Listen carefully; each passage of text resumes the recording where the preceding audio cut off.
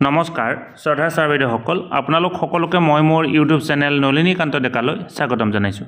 Sir বাইদেউসকল শিক্ষামন্ত্ৰী মহোদয়ে এটি গুৰুত্বপূৰ্ণ বক্তব্য দাঙি ধৰিছে। ভিডিঅ'টোৰ জৰিয়তে আপোনালোকক এই কথাটো ক'বৰ কাৰণে চেষ্টা কৰিম। শিক্ষামন্ত্ৰী মহোদয়ে উল্লেখ কৰা অনুসৰি অহা বৰ্ষৰ পৰা ফুটবল খেল এটি ঐচ্ছিক বিষয় হিচাপে অন্তৰ্ভুক্ত হ'ব। অৰ্থাৎ অহা শিক্ষাবৰ্ষৰ পৰা ছাত্ৰ ছাত্ৰীসকলে ফুটবল খেল ঐচ্ছিক বিষয় হিচাপে ল'ব পাৰিব আৰু এইটো হৈছে অত্যন্ত গুৰুত্বপূৰ্ণ খবৰ। নৱম আৰু দশম শ্ৰেণীৰ ছাত্ৰ ছাত্ৰীসকলৰ বাবে যি ঐচ্ছিক বিষয়ৰ ব্যৱস্থা আছে তাত অহা বৰ্ষৰ পৰা আন বিষয়সমূহৰ লগত ফুটবল খেলো তেওঁলোকে এটি ঐচ্ছিক বিষয় হিচাপে ল'ব পাৰিব। আপোনালোকে ভিডিঅ'টো যিমান পাৰে সিমান আগলৈকে ফৰৱাৰ্ড কৰিব। ধন্যবাদ। শ্ৰদ্ধা ছাৰ বাইদেউসকল, নলিনীকান্ত ডেকা নামৰ ইউটিউব চেনেলটো হৈছে এটি শিক্ষামূলক ইউটিউব চেনেল।